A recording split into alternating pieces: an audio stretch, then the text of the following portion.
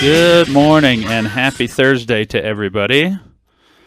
Welcome to the show. Welcome to For the Health of It. I am Dr. Scott Phillips, and I am the owner and operator of Lifestyle Chiropractic and Wellness Center in the Clock Tower building here in Heber. I'm having trouble with my headphones, so I'm just going to take them off this morning and see how that goes. It's a little like taking a security blanket out of the way.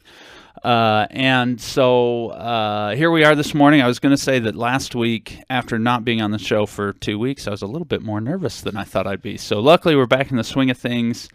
It's a beautiful snow-filled Thursday morning here in Heber Valley, and we're excited to be on the show today. And by we, I mean me and my guest, not me and a mouse in my pocket. So everyone, really quickly, let's say hi to Stephanie Smith. I'm going to turn your mic up here, Stephanie. Stephanie is, am I allowed to call you co-owner of I'm not exactly sure how all that worked, and I don't want to make anyone mad, but... Yes, you can call me whatever you want. Co-owner is good. Okay, so of the, I always say the, but it's not the, it's Studio Body Shop. Yes. Formerly Dance Addictions. Yes. And so Stephanie's here. She's going to tell us a lot about many things, and one thing I'm going to ask her a lot about is how the heck we can keep fit and keep a hold of our healthcare goals here in the new year. I think everybody likes to make New Year's resolutions, especially when it comes to health, and it seems like they last about a month if they're good. You know, by the end of January, like, oh, okay, we'll try next year again. So we're going to get to that for sure. As far as any kind of events and things like that I know that are going on, I don't really have a big list right now.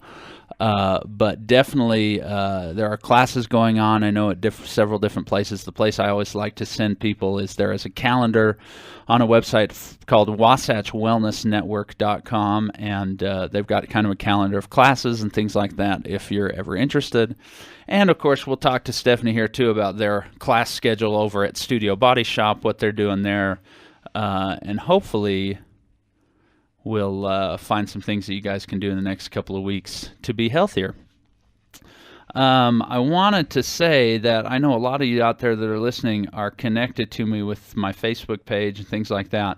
But what I'm starting to try to do a little bit more is post some of my articles, some of my other kinds of things that I'm interested in. And so anyway, if anyone out there is not friends with me on Facebook or doesn't follow or whatever you want to call it, please feel free, because I do have some things that I'm sharing throughout the week, and one is the article that I wanted to talk about today, hopefully that some people thought was interesting. So let's go ahead and go into that. And then, of course, too, if you do like the show and you want to listen to more episodes, there is a YouTube channel.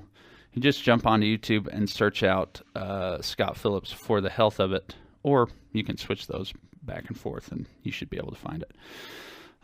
So anyway, let's get to this article. It's an interesting one about natural sweeteners, or not natural sweeteners, sorry, natural ingredients. I'm trying to pull it up here and my phone is being difficult. We always place so much importance on these electronics, and then when they don't come through. Right. Of course, I always say it's not a stupid machine, it's more the user. Right? So anyway, so CNN published this article, and I guess by way of introduction to it, we talked a little while ago about how natural, the word natural that you put on foods and things like that, really makes us feel good, right? It makes us excited about the fact that, oh, it's natural, because we always say, oh, we want to eat more naturally. But really what we're trying to and starting to find out is that that really doesn't mean anything. I don't know if you'd heard that, Stephanie. But really, as far as foods go, you can put natural on anything, and it really doesn't mean a thing. And so I guess on this show, I've cautioned people from, when they see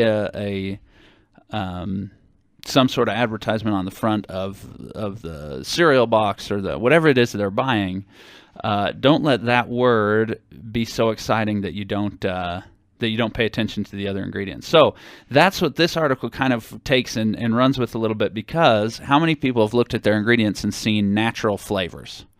Right? I mean, it seems like it's in a lot of things. It's on everything. And then you're excited because you're like, oh, but it's natural flavors. It's not artificial, because artificial, that's like the devil word, and you read that and, strange music plays in the background. But as far as natural flavors go, that's kind of a happy things, and birds are chirping And so we think that's a really good idea. However, so again, hate to burst people's bubbles today, but what they found out and we are starting to find more out is that really the difference between natural flavors, and I put those in quotes, and artificial flavorings is really not very much. And so I'll kind of tell you a little bit about it. This is David Andrews, who I guess is a senior scientist at the Environmental Working Group, which I think would be a cool title. I'd like to be a senior scientist. He says natural and artificial flavors play an interesting role in food. They're essentially providing the taste, and often they're added to make the food more appealing or to potentially replace something that's lost through the processing, storage, or in some cases from pasteurizing. So basically what happens is they're making food and something gets lost in it, and then they put it back in. And we see this in enriching of some of these flours and things like that. But basically, so what distinguishes artificial from natural flavor? Really, they say there's not much. The largest difference is that natural flavors are coming from natural sources. The original ingredients found in nature and then purified, extracted, added back into the food. But usually they're going to consist of chemical originally, some kind of chemical that's found in some of these foods, and then they're enhanced and added. So really they're even looking at trying to change the way it tastes, trying to enhance the flavor. In fact, I read about in orange juice. So when you read that there's natural flavorings in orange juice, what they're trying to do is almost make every single can of orange juice that you buy taste exactly the same. Right, which you think, hey, if you make your own orange juice at home, you think, hey, one batch is better than the other depending on the oranges. But I guess they have some taste testers that taste it and say, hey, these taste differently. Let's put something in there so that they all taste the same, which I thought was kind of interesting. However, the thing that I guess scares me the most is that when you put in natural flavors and they put that in the ingredients, right, that's all they list. And that's all that they have to list by law. But what it said in this article is that can actually be 50 to 100 different ingredients. Wow. And so can you imagine, if they were required to list all those ingredients and not just say natural flavorings, now instead of those 3 nice ingredients that you see that you're like, oh, it's got oranges and it's got whatever and it's got natural flavorings, now all of a sudden they'd have to boost that whole thing and it would wrap around the whole orange juice carton. So I guess the thing I got out of it was, again, we're ingredient lookers. I tell people, right, don't ignore the calories and ignore the fat and all that kind of stuff, and look in the ingredients and make sure that you recognize those ingredients first. And so if you see natural flavors, don't just wipe it away and say, oh, that's great, because there are some even that are designed to make you crave the food, make you kind of addicted to the food. And they're not necessarily, they one day a long time ago proved that ingredient came from nature, and so now they can call it natural. So anyway, a little bit kind of a consumer watch for you guys out there. Hopefully you already knew that and were smarter than I was, but something good to think about, I think, for sure. I have to say, doing this without my headphones on is kind of interesting. I kind of like it, though. Anyway. Maybe you can tell a difference out there and say, hey, maybe we'll take a poll and see if the show is better with headphones on or without. So anyway, start paying attention to that right now. But let's not beat around the bush here for very long. Let's get to introduce Stephanie Smith. Now, Stephanie, you are from Arizona, is that correct? Actually, Scott, I'm from Utah, but I lived in Arizona but you were for there 7 years. Oh, just 7? That's not even that long. It's not. I was going to say, you must be kind of freaking out about this weather, but no, 7 years I is grew just up a in this. vacation. Yeah. And it's great to be back. Yeah. Heber Valley is awesome. So here you are, and you've been teaching yoga since you got here, basically, right? Yes, and I partnered up with Molly Wilson, who is the original owner of Dance Addictions. Right. Around September of 2013. Okay. So about a year and a half almost. And I just developed the yoga program over there at Dance Addictions. Right. We started bringing in a little bigger of a program than what she was already offering. Sure. And it built over the year, and then we decided that we were better together than apart, and we were a stronger force if we partnered up. So that's what we did, and created more of a umbrella where dance and yoga and other fitness programs as well right. are all under the same name. Because you can kind of see that, right? If someone pulls in and they say, see dance addictions, they don't necessarily know what that is, then they could think a whole lot of different things. But, but I mean, even before the name changed, there's a lot of other stuff going on. And so I think this is a good step forward to kind of help people realize that it's not just dancing, but there's all kinds of good stuff going on. Right. And Dance Trance is still our signature class. Sure. It's a really fun fitness dance class. It really got me motivated about fitness again. When I came up here, I was really bored with what I was doing. Sure. And so when you find something that you enjoy, I think you were talking about New Year's resolutions. That's one of the biggest things, is to find something that you love doing. Right. And that you will continue to do. Yeah, because if your goal was to run last year and you quit in a month, don't make that the same goal this year, because obviously something's not going on. Right. I always tell my students every semester when I was in school, I started with note cards because everybody said, hey, you ought to study with note cards. And they all said it was a great idea. And so I would buy note cards every semester. And pretty much by week 3, I was not using note cards anymore. Yeah, because that didn't work because it wasn't my thing. Right. And I think we definitely try to adapt this one-size-fits-all fitness program. Mm-hmm. In fact, one thing that I changed for me this year is I had been teaching a nutrition class up at the Wasatch Extension campus here at UVU. And that class didn't fill this semester, and so they actually switched me, and I'm teaching just a personal health and wellness class, which I was really, really excited about that change because I love nutrition. I think nutrition is a huge part, especially with what we see going on as far as increased chronic illness, and especially in our kids. I think nutrition is a huge thing, but it's such an overall more things happening, and I felt like I couldn't go into a lot of that in my nutrition class. But in this class now, I'm able to kind of go crazy and talk about pretty much whatever I want as far as healthcare goes and health and wellness. And so, you talk to these students and you say, look, exercise can be lots of different things. And I think when we say exercise and people think about it, it's this almost negative thing. They don't want to do it. It's something that they are going to not enjoy, right? They have to wear that outfit. Sometimes what I say, they have to be seen in front of people. And so it can be a very off-putting type of a thing, right? And so if we just think that word exercise, I think it's almost even a stress to us. We say, oh, I just don't want to do it. But if we start to realize that there's just a myriad of ways to exercise.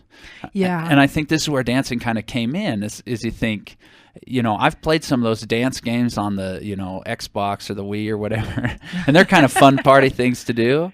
But man, I've never done one of those without coming out and breaking a little bit of sweat. Yeah. And that's a great place to start, but it's so much more fun to do it with friends. I imagine. More fun for other people watching me, I think, right. For sure, too. And so I think this is what happens. We start to realize that, man, I can dance and kind of enjoy it and listen to music and feel the beat and all that kind of stuff and get a great workout.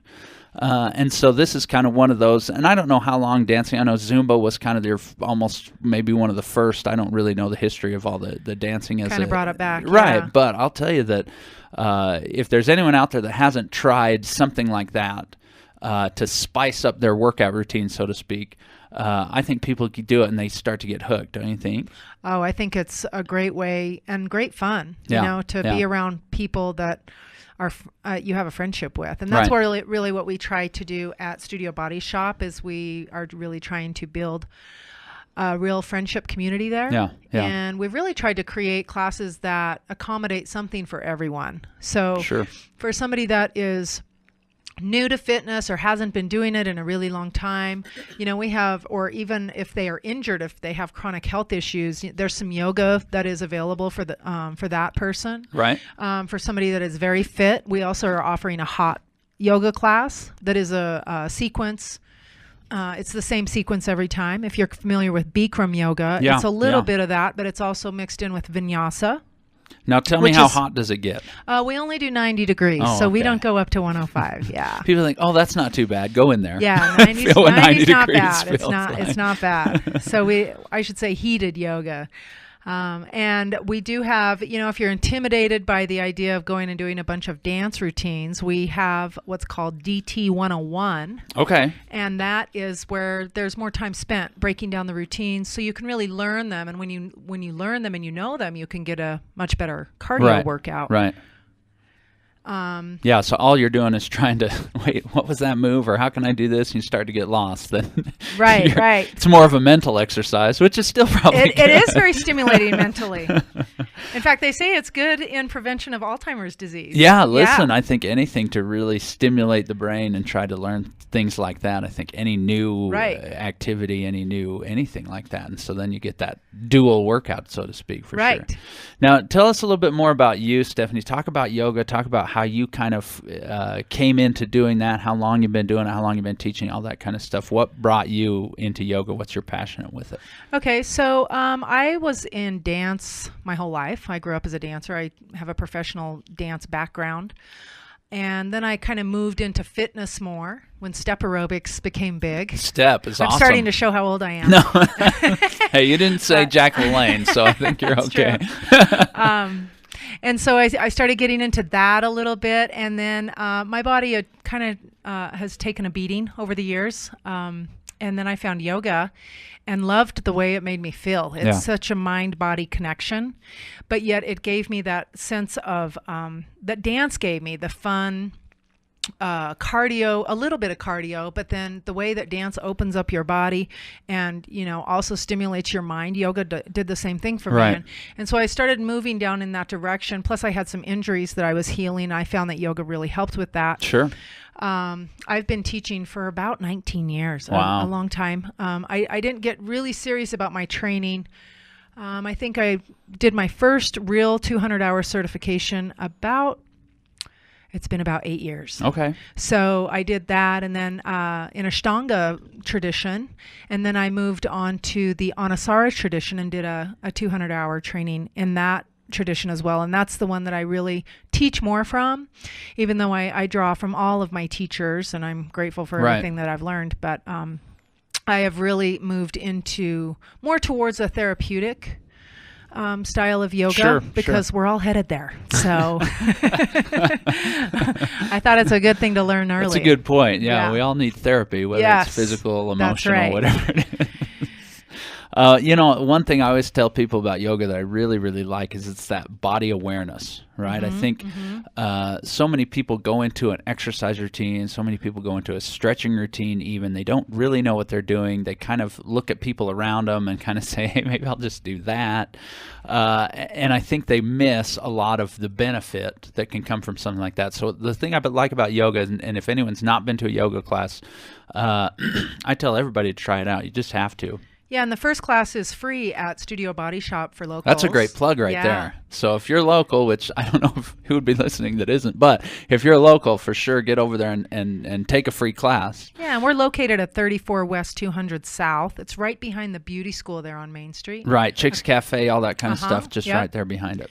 Right there. And I love how you plugged the nutrition in the beginning, because that's such a big part of it. And what I found is that as we do our workouts, no matter what kind of a workout it is, it naturally raises our blood sugar level anyway. Right. And so we have more of a desire to eat right. Right. And one of my teachers once said to me, if you're safe to stay on the outer perimeters of the grocery store, you'll be a little safer if you shop that way. See, I think grocery stores are starting to find that out, because now you go to the outer perimeters, the first thing you find is the bakery. Oh, that is true. So you have to starting watch to get the wise. Yeah. But no, that's exactly true. I mean, one of the great documentaries that I've seen recently is Fed Up. I don't know if you've seen that yet. But they've talked about how the processed foods are just trying to make different processed foods. Right. Right. So instead of now getting the, whatever cereal bar, now you can get one that's reduced fat, or you can get one that's lower in sugar, or you can get one that's lower in calories. But they're all pretty much still processed foods. Right. And so they're not really changing how the. So yeah, if you want to get me off on a nutritional tangent, it's very easy. Yeah. No, and it's such a big part of it. It's like we can work out, and the thing for me, where I've been doing it for so long, my body gets used to it. Yeah. And so you really have to watch that element, the nutritional element. And yeah. Besides that, it helps you feel better. Well, and if people think, hey, the idea of exercising and working out, of getting fit, is to replace bad cells with good cells, right? I mean, if we're talking muscle cells, we're talking bone cells, we're talking neurological cells, right? What we want is getting all the junky cells, the old cells that are slow and not working right. We want them gone, and we want new, healthy, vibrant cells to be made. And so where does that fuel come from? Where does those building blocks come from? Well, it's only going to come from what you eat. And so if you're trying to replace bad cells with good cells, but you don't give good ingredients or good building blocks for those good cells, it's not going to happen. Yeah. And so I had somebody tell me that you can eat your way through any exercise program, It's super easy. Yeah, it's not a free ticket to eat more. Exercise all you want. And so that's the funny thing is I've heard people say, oh, good, well, I burned X amount of calories so I can go eat my chocolate cake. Yeah. Which, while I appreciate the sentiment, I think sometimes we've got to reward ourselves for doing good. Yeah. Maybe not every time we burn 600 calories, we should go find 600 calories worth of chocolate Or cake. maybe a new outfit at Lululemon. There you go. See, that would be a better reward, wouldn't it? And one class that I wanted to plug when you're talking about all of this and replacing the cells, we offer a really wonderful class, a restorative yoga class, which is it's exactly what its name is. It's restorative, and so it is. It's great for people that have high blood pressure, that have nervous or anxiety. Things going on, and any chronic pain or illness. This class is really, it's Monday and Wednesday nights at 7:30. We use a lot of props to support the body. Good. And it really allows for that healing that the body does on its own if we allow that. Right. And that, I call that the dessert table of yoga, because it really is delicious practice if you can just let yourself be and relax. It's all about relaxing. So well, and so that's what I was saying is yoga is this idea of body awareness, self-awareness, kind of getting inside and sort of feeling what it is exactly that our body's doing and telling us in those messages and things like that.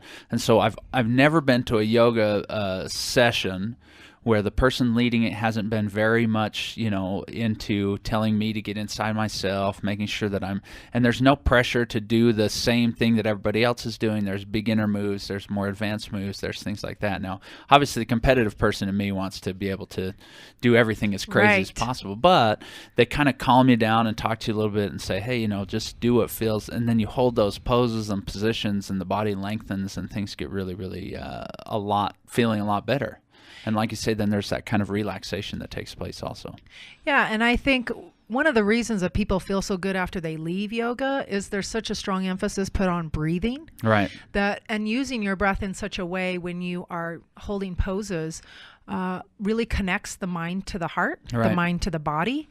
And so you get that whole mind, body, spirit connection that we don't take time to do really in other things that we There's not a whole lot of mind going on when you're popping an ibuprofen, right? I mean, just sort of say, hey, let's hope that does what it's supposed to do. But exactly, I think, and so one problem that I feel like we have in our Western medicine type of society is we've grown up realizing that the time to intervene, the time to do things for our health is when pain arises, right? We start to feel a pain, and usually I laugh because it's not when we feel the pain, it's when the pain becomes so regular and so intense that it now messes with our regular life, right? There are a lot of people that just deal with pain every single day, but they just think, oh, I can deal with it, it's not a big deal. But, once you can't swing your golf clubs or once you can't, this or that, then it becomes this issue. And so we wait for that point to say, okay, now we need to have some sort of intervention. And the problem with that is if that's our signal, right, AMA did this study and said pain actually shows up about 30% health. So when we wait till we're at 30% health and pain shows up, I mean, think of the spectrum, think of the long path that we've taken now towards degrading our own health, and we wait and say, oh, okay, now there's pain. But when we do something like a yoga practice and we start to realize that maybe one of our joints isn't moving through its full range of motion like it used to, say, hey, let's do this stretch. Hey, when I did this stretch yesterday, I could get deeper into it. Today I can't.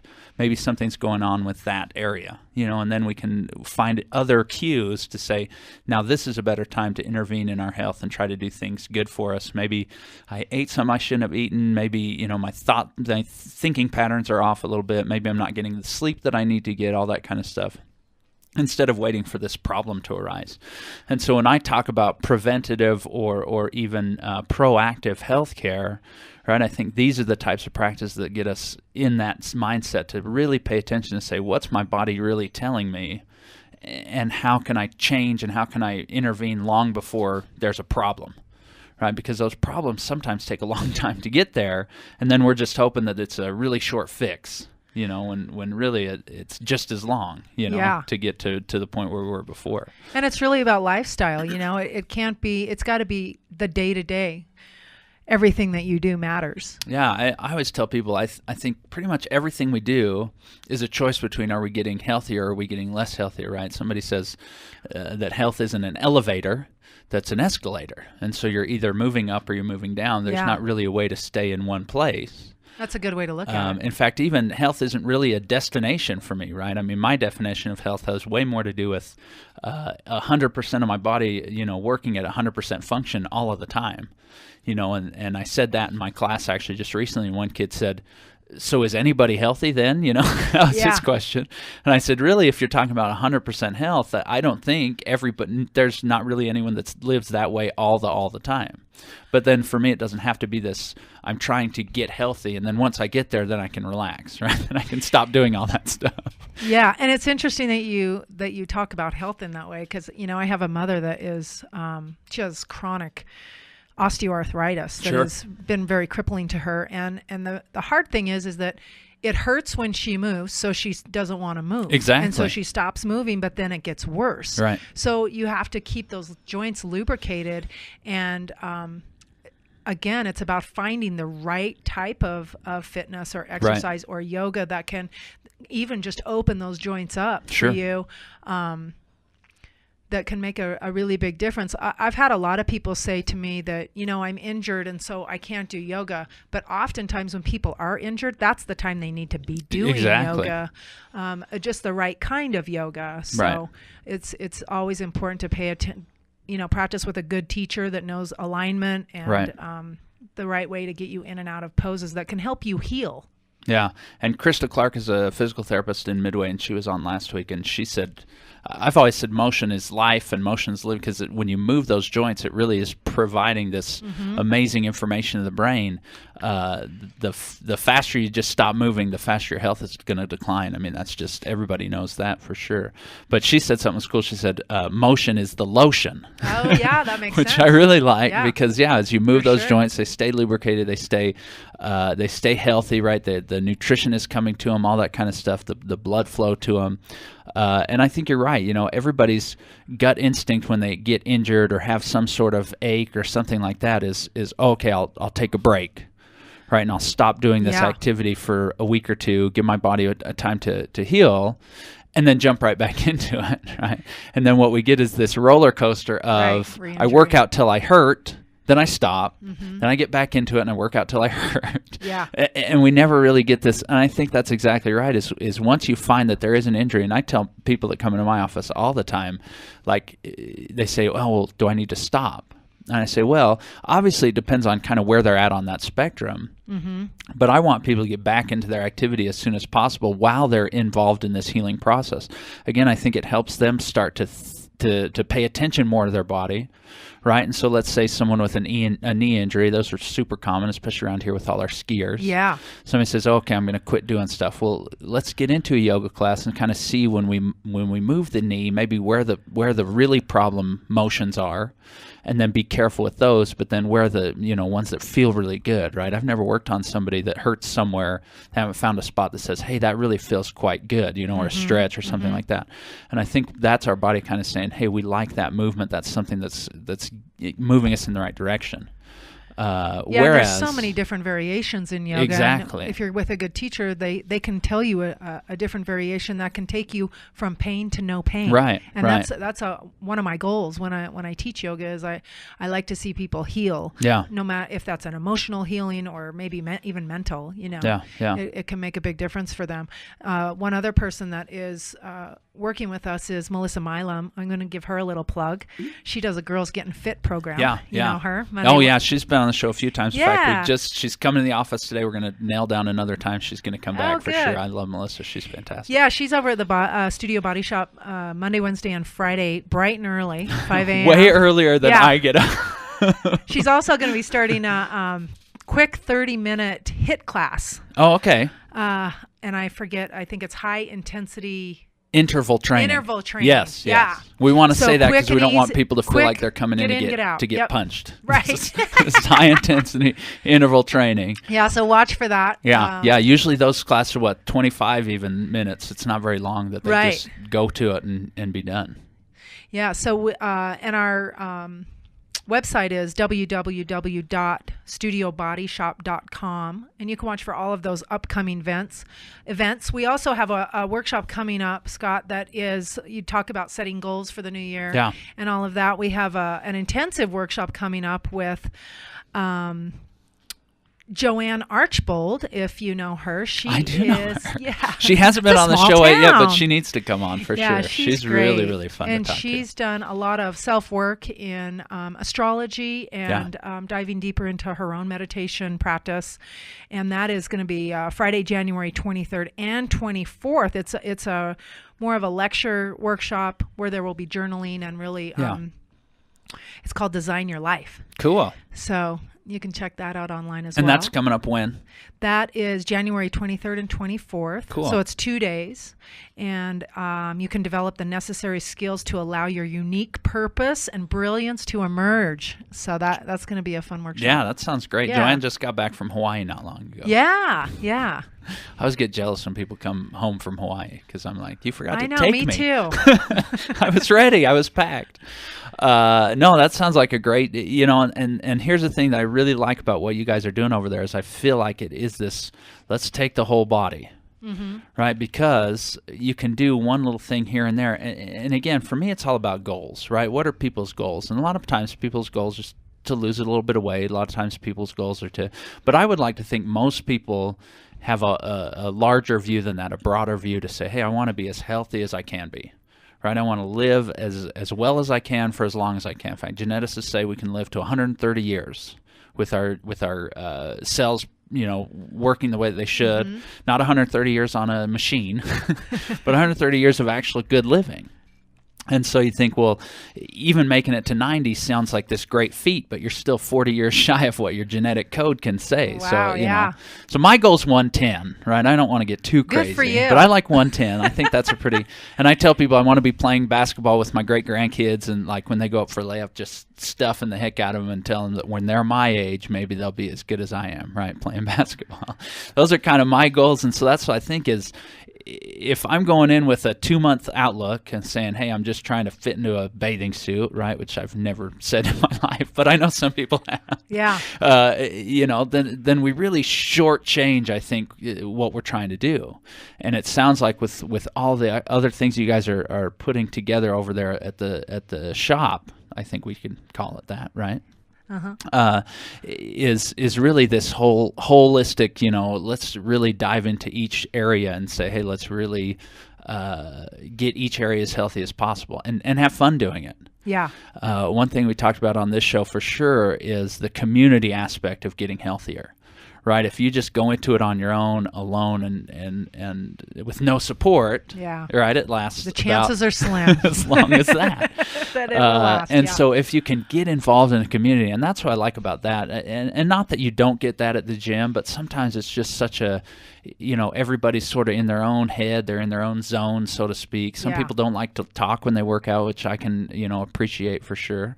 But you don't really make those connections or those friendships or anything like that, whereas, your guys' Facebook page, there's always pictures going on, you guys being goofy, all that kind of stuff. Right. You can tell there's definitely we're very goofy.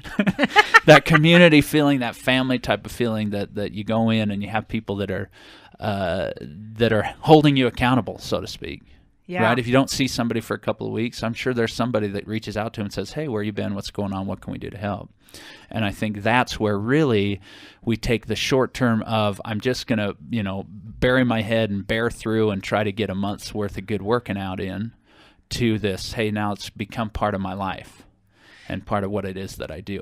Yeah, and I once heard somebody say that, a lot of diets are like you put on a belt during the diet, and then when the belt's over, you take the belt off, and it goes away. I like what you said about, really looking at the long term, and then creating or thinking about a goal that is accessible for you is really important. Right. And not being unrealistic with expectations, Sure. and knowing that it's going to take a little while to get where you want to be, and then it's a day-to-day effort. Yeah. Well, and we go back to those choices again. I really, truly believe even when we wake up, right, what's the first thought that we have when we wake up? And a lot of people, it's when you look in the mirror and you don't give yourself any break, that you've been laying in a bed for 8 hours, not moving around or doing anything. And so you look in the mirror and your hair looks weird and you got a weird crease on your face. And you automatically start to kind of criticize, right? You say, oh, I wish this was different, or I wish that was different. Whereas I've adapted the habit now that when I walk into the bathroom first thing in the morning, I look in the mirror. Then I just look at myself, oh, shoot, it happened again. People say, what happened? And you say, well, I look younger and I feel better. That kind of thing. Like, hey, that's a good-looking guy there staring back at me type of thing. And as goofy as that sounds, I'll tell you, when we start to make those types of choices instead of the other type. And so I even say when we pick out what to wear, right, that can be I'm getting healthier, I'm getting less healthy decision. Then we go in and we make our breakfast, right? My kids this morning had Greek yogurt with fruit and granola in it. That was their breakfast. That's great. And they loved it, yeah. And I actually ate some of the leftovers because it looked really good to me too. And so, we make these little choices, and each choice I really feel like either is going to push us a little closer to health or move us farther away. Yeah, and I love that you're teaching your kids that, because we really have to help the next generation with all of these additives that are in the food. I'll tell you, and natural flavors, right, that we felt good about until today. Yeah, and I love that you're doing this show that really just raises people's awareness. Well, and for me, it really is about this generation, because I think, our generation's pretty lost now. No, I'm just kidding. But really, those kids we're trying to find our way back. and we had a great conversation, me and my wife, about us growing up, and kind of how that was sort of the beginning of this, these preservatives and these processed foods and these, easy, quick meals that, man, moms just loved when they came out because it was so much easier. But now and so sometimes when I talk about health, my mom kind of starts to get a little frustrated with me because she feels like she raised me in a healthy eating environment. And really, to her credit, I think she did. Yeah. But when some of these things started to come out that really no one knew much about, and didn't think was a big deal, and we started to use them more often, then I think now we're getting to the point where we're starting to see some of these deleterious effects that have taken place, not just in my generation, but now this younger generation growing up. Because it used to be, hey, we had a processed meal, maybe 2 or 3 times a week because mom just didn't really want to throw something in the crock pot that night, And people are getting busier, and it's harder to really stay home and put those meals together. And so now, instead of that 2 or 3 times a week, now it's like every single meal. Right? I mean, if you think about it, we eat breakfast, and it's usually cereal, which is very highly processed. Right. Maybe it's bread, a piece of toast. Again, even if we get the wheat bread, we feel kind of excited about that. And then we realize that we look at the ingredients. It's got a ton of ingredients, a ton more preservatives, things like that. Then we go to lunch, and we either eat the school lunch that's been in the freezer for a long time, or, mom sends us something, usually like maybe a Lunchable. That's like my least favorite food in the world. Yeah, like you were saying, there's things in those foods that create an addictive for sure thing for your palate. You think about being that company, right? I mean, what's these? They talk about, remember Lay's commercials where you can't eat just one. That was their tagline. And you almost think like, yeah, because you've engineered them to make us addicted to them. So You're tricking us. Literally, you can't eat just one. And so that's your lunch, and then you come home and you have a snack, and it might be a cracker or a cookie or something, one of those in the boxes. And then dinner time comes around, and it's Hamburger Helper. It's, again, from a box. And so really what's happening is we're just being bombarded, not just as adults, but kids especially. And now we're truly starting to see the effects of these types of foods. Now, again, I don't feel like it's just nutrition. right? Because then our kids are Right. playing their video games and they're Yeah. doing this and that, and they're not running around. And even though it's freezing cold outside, so I can understand it's hard to get the kids outside sometimes, but there are tons of things to do But we have inside. snow now. So. Yeah, exactly. Now go Yeah. out and build a snow. In That's fact, right. I want everyone to know of a game that I played last. This is fantastic. I played a game last night we called it Snow Soccer. Oh, wow. And it That sounds sounded fun. awful Yeah. from the beginning. I'm like, what are we going to do? So basically went out to Southfield Park, and we probably had, you can't do it 3-on-3, you'll die. But if you have like 20 people, right, it was kind of this 10-on-10 or 12-on-12. And we had goals. It was just like soccer, but instead of a soccer ball, we used a big exercise ball. Oh, fun. And you can grab it. Yeah. You're not allowed to pick it up and run with it, but you can pick it up and throw it. You can whatever, right, and tackle people. And it really was super fun. But I will tell you, I sweated my guts out, and it was cold, and there was snow, and I was like peeling layers off because I was like, I'm so working out so hard right now, but having a blast. Yeah. And I think you're exactly right. I mean, there are things you can go out and do outside and still be active. Build yourself a snowman. When the snow's this heavy, you can build a snowman and be, spent for the rest of the day after doing that. And so our kids, again, are just bombarded in all areas. And so it's time for us to start realizing what it is to live more naturally, what it is to live more holistically. And so I really think that the Studio Body Shop kind of fills this niche of let's get people together and start to learn some of these types of things. Yeah, and I think it's great that you mention the kids in this, because it's up to us to teach them to listen to their bodies. For sure. Do you need to sleep? Go to sleep. Right. Are you hungry? Choose something that has nutritional value. Right. And maybe you haven't moved in a few days and you've been sitting inside again. It's time to exercise. So it's the whole picture. Yeah. And so we're really trying to bring a piece of that to heighten the awareness Right. as well. Right, exactly. Because if we don't know, I mean, there's an old mantra that I learned when I was in chiropractic school that you can't communicate effectively something that you don't own yourself. Right. Right, and not only that, but we can tell our kids to eat healthy all day long. But when we're hungry and we go for the processed snacks or the cookies or the cakes, Yeah. right? Or or if we're thirsty, we go for a soda pop or a coffee instead of a water. It's that patterning. It's the kids see it. It's so we can tell them whatever we want. Yeah. But until they actually see us putting it into play, and that's where the research is you can say whatever you want, but as long as That's right. you're not They doing will do it. what you do. And you always think, hey, you know what? When I was a kid growing up, I was like, man. And my wife tells this story that anytime she saw her parents go to the grocery store, she always thought, why don't they buy more candy, right? If I had the money, she always said, I would just buy candy when I go to the grocery store. Why do they buy any other food? And I think kids kind of think this way, but again, as we pattern them and say, look, there's more to it than just the little high that we get after eating something like that.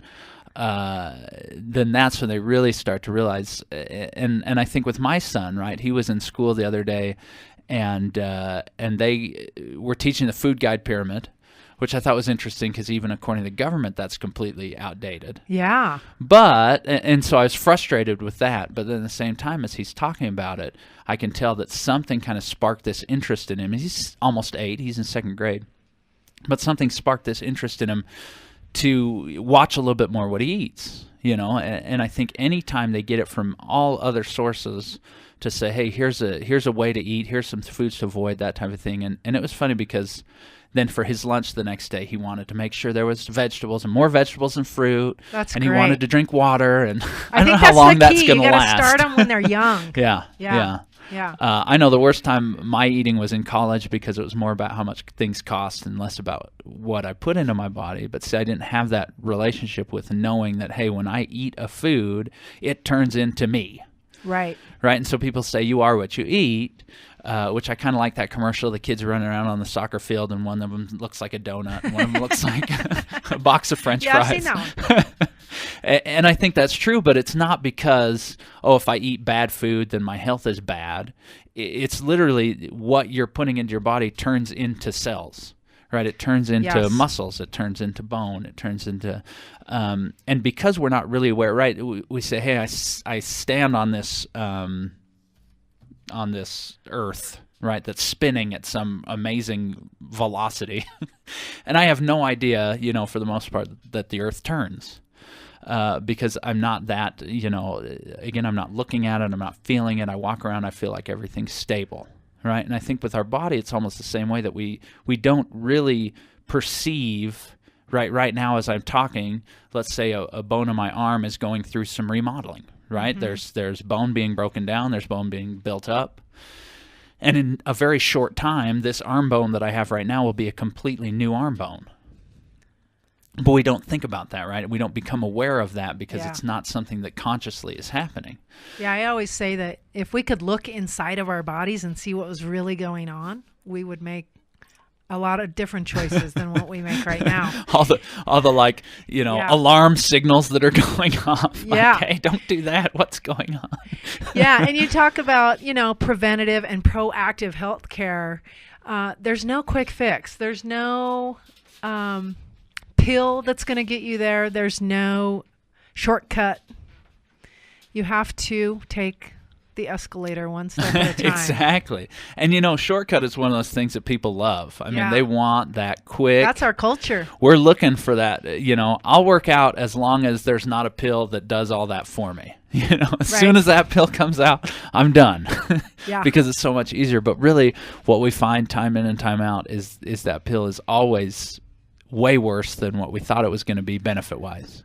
Right. And so then it gets pulled from the shelves, and then something similar comes out, and it's just this constant tug of war between trying to live a poor lifestyle and make up with it with some sort of chemical, and say, oh, well, I can live this way. In fact, the easiest way to turn me off to any kind of supplement or anything like that is people say, you will lose weight without changing anything.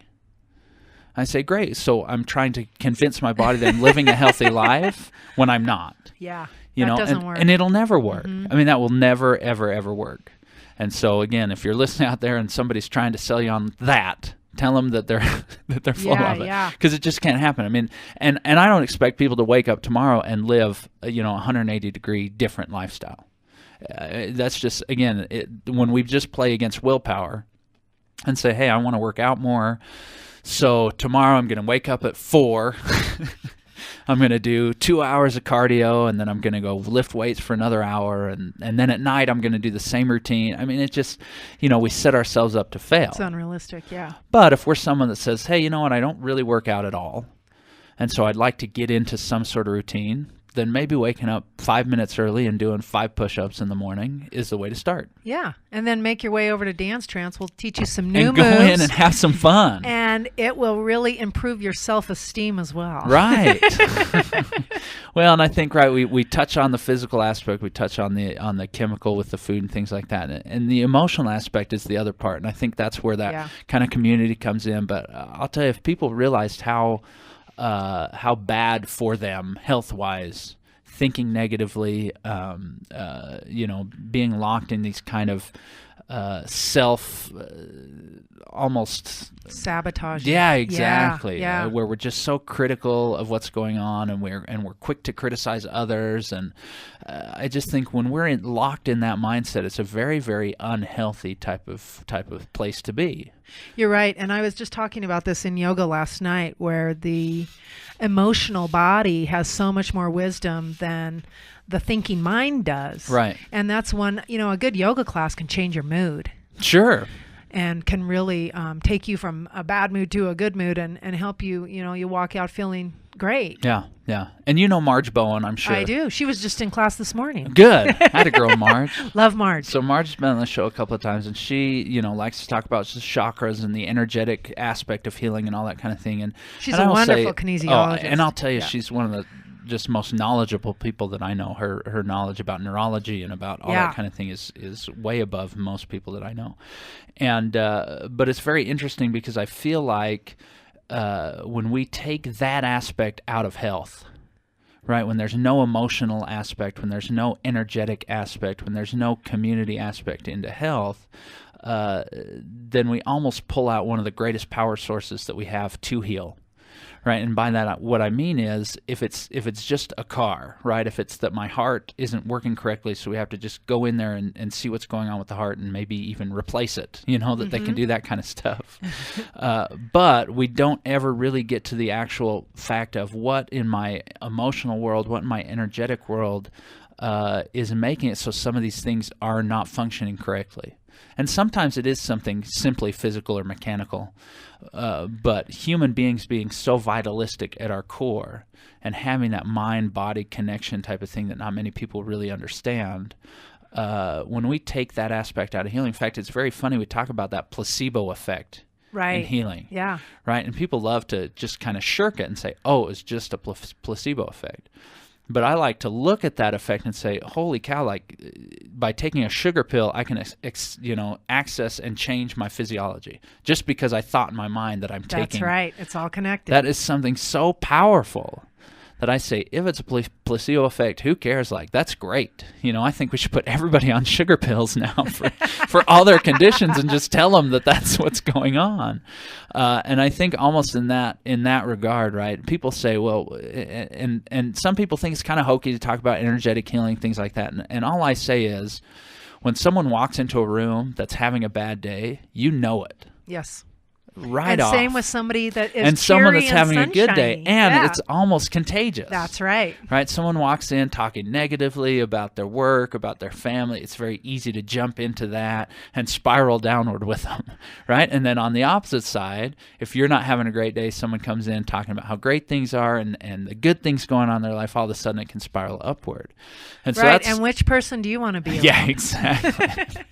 And so that's how I talk to people about energetic healing. We really are. We kind of resonate with people, and we allow that to kind of affect our own energies. And so next time someone comes home, I try to come home and be happy. So I feel like even if the family's in some sort of chaos, we have 5 children now, and so chaos is inevitable. Yeah. And so sometimes coming home with that right energy can kind of, whereas if I came home with the wrong energy, it can just continue in that kind of negative spiral. And so I think that is the other aspect. You say, man, if we can go somewhere like Studio Body Shop and we can get a great workout and get a good, support group and learn some nutritional tips and then have it kind of jumpstart our day or end our day right. It can be on both Either sides. One. Yep. Then I think we've done something way more for our health than just going in and trudging through a workout that we didn't want to do. Yeah, you're right. And I think that will show up in every other aspect of your life. Right. And see, then again, we talk about what are our goals. Well, maybe my goal is just to lose 5 pounds. And again, like I say, I hope that I have a broader scope at that point. Maybe that's one of my short-term goals. But I think if all I want to do is lose a little bit of weight and I don't care about every other aspect of my health, and as soon as that 5 pounds is lost on the scale, I'm done doing whatever it is, right? I'm taking the belt off. Yeah. Then they're going to miss, that type of person is going to miss so many other benefits to their health. In fact, we're starting to see some of these people that are within normal ranges of their weight but have all these crazy health conditions. I mean, how many type 2 diabetics are not obese? Skinny, right. Right, and you say, oh, well, I guess it's not what's going a on weight on the issue, inside. Yeah. right? But we never actually really see, like you say, if we could get a scope into the inside. I think wasn't the magic school bus back when I was a kid that they would shrink the school bus down and they went into the body. That's right. And if we could do something like that and realize that health has way more to do with just a number on a scale. I mean, to have that number mean how healthy we are or not healthy we are is such a crazy idea to me that I can't believe that it's still widely accepted. Or even divide that number by our height, or whatever we do. Yeah. There's so much more going on, and I think now that we see these chronic illnesses that used to be, obese people illnesses, as we see them creep into normal weight people, then I think that's when we can start to say, okay, maybe we need a different scope. Maybe we need a different thing that tells us how healthy we are. And I think when we can realize those types of things on our own, long before pain, long before anything, when we start to see these other signals pop up and say, hey, we need to start working on this. How am I sleeping?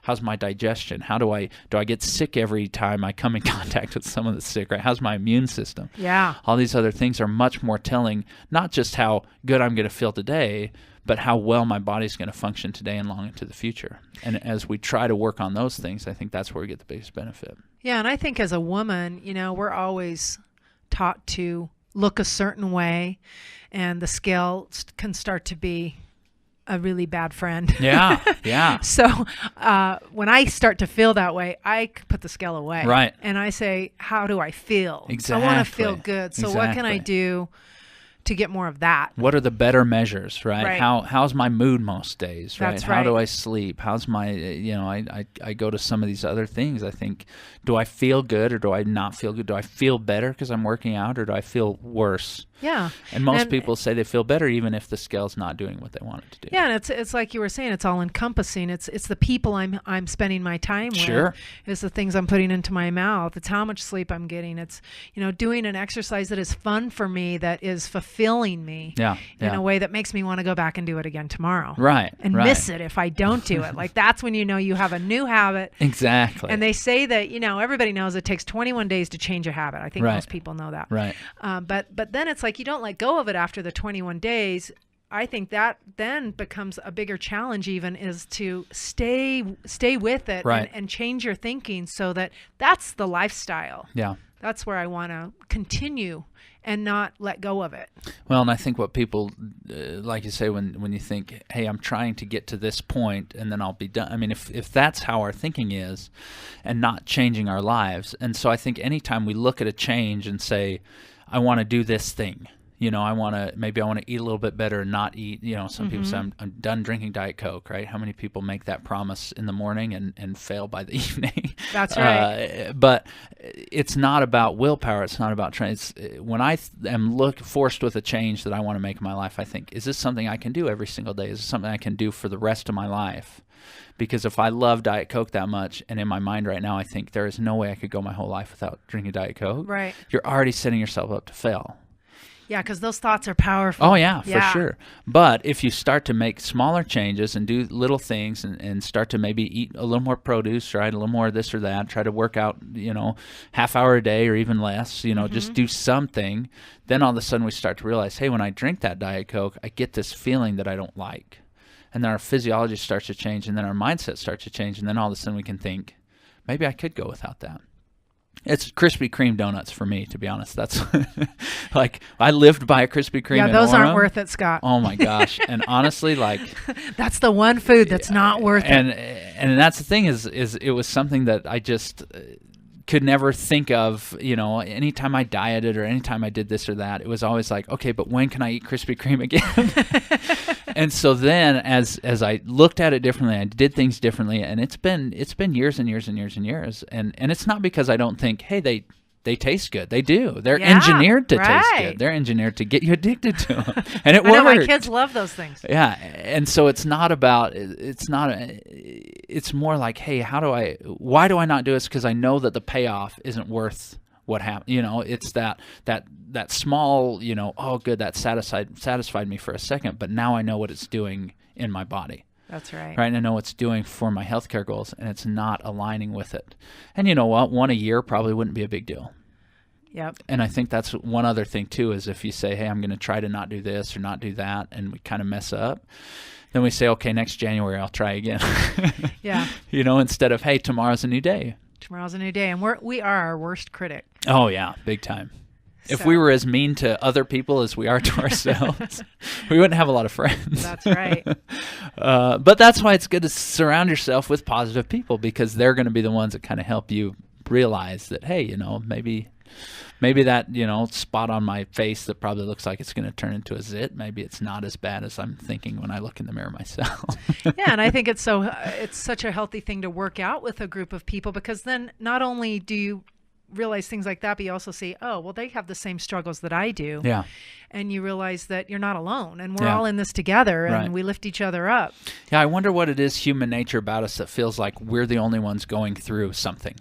Yeah, we start to feel separate. I mean, we really feel like not. We're the only person that has some of these issues. And I think as we meet more people and as we get more involved with the community, we start to realize that these issues are very common. Yes. And I think that can be kind of a booby trap when we are ill or we become afflicted with some sort of a a disease even, Right. is that we retreat into ourselves and we don't get out among people, or Yeah. we don't go Yeah. and spend time with our friends. And I think sometimes that's harder on our health than anything else, because we need to feel supported by others, and we need to feel like we're a part of something bigger and that we're not in this alone. Yeah. Yeah. And again, that's part of that emotional. Anyway, so we have pretty much touched on each area that I always try to touch on anyway. So it's been a great show. The hour is upon us. We are done. It goes by faster always than I think it's going to be. And Stephanie, great to talk to you. It definitely went different ways than I thought it was going to be, but that's why I sort of like coming in without a big script, because I feel like it's nice to kind of see where people are coming from. Again, it's the same language. It's the same thing people are talking about that I bring on this show, and I hope if people listen to it enough that it'll start to kind of gain some ground. It's great. It's been great talking to you. And if I could just tell one other thing about some of the things that we have planned at the studio. For those of you that are new to yoga, we have a basic yoga. We have a basic dance trance class. We are also going to be offering a 200-hour teacher training program. My teacher from Scottsdale, Arizona, who I trained with, who I love, is going to be coming up. She's actually going to be teaching a workshop the end of March, so you can try her on, see if you like it. Cool. But it will begin in June. Again, you can find out all the information. Some people take teacher training to just dive deeper into their practice. They want to learn more about yoga history, the philosophies, and alignment, correct alignment for their own practice. Some people pursue teaching and they go and they take it into that realm. But that is a really big offering that we have been working hard on, and that will start in June. Cool. So check that out on our website. Lots of stuff going on. Yeah. Say the website one more time. www.studiobodyshop.com. You guys are on Facebook. We're on Facebook. Check that out. Like them there too. I think my thing is I always ask people that are on here if you could name just a few things that you would recommend people just do every day, just make part of their life, what would be your top stuff? Well, the first thing do something positive first thing when you get out of bed. Yeah. Whether it is sitting in meditation for 5 minutes, making a green drink, feeding your body full of something that is nutritional. And if you don't like it in the at first, your body will love you for it. Right. And you'll start to crave it after a while. Right. And then get around people that you enjoy. Yeah. That lift you up, and even people that are of like-minded. Yeah. Doing the same things that you like to do. And then work out with them. Yeah. I love that. Do something positive when you wake up in the morning. That's a powerful statement right there. Hopefully, most people on Thursday morning, maybe their big thing that they do positive in the morning is listen to this show. But do something earlier, because hopefully you're not waking up at 9 o'clock. But the first thing you do in the morning, I'll tell you, that's a great idea. Do something positive. Think something positive. Do some meditation. Maybe eat something really good. Instead of starting the day off on I don't want to wake up, let's hit the snooze button. Today's going to be a bad day. It snowed last night. It's easy to do that in the wintertime too, right? So easy. So I want everybody to just start to try to do that. First thing you do in the morning, do something positive for yourself. That's from Stephanie Smith. She is co-owner and proprietor over at Studio Body Shop. They got a lot of great things going on. I love the idea of a first free class. It's a fantastic way for people to get to know you guys, to come in, to check it out and see if it's for them. Yeah, and after that first free class, you can actually buy a 2-week all access for $25 and try all the classes out, see if it's going to work for you. You know why you guys can do stuff like that? Why? Because people always come back, because they come in and they're convinced. Well, I will tell you that this is a wonderful community, and we've had great support with our transition. Good. And just wonderful people in the Heber and Midway Valley. Well, if you haven't done your positive thing for you today, do that as soon as we're done. Go out and be healthy. If you do it for no other reason, don't do it because I told you. Don't do it because Stephanie told you. Just do it for the health of it. Thank you for listening.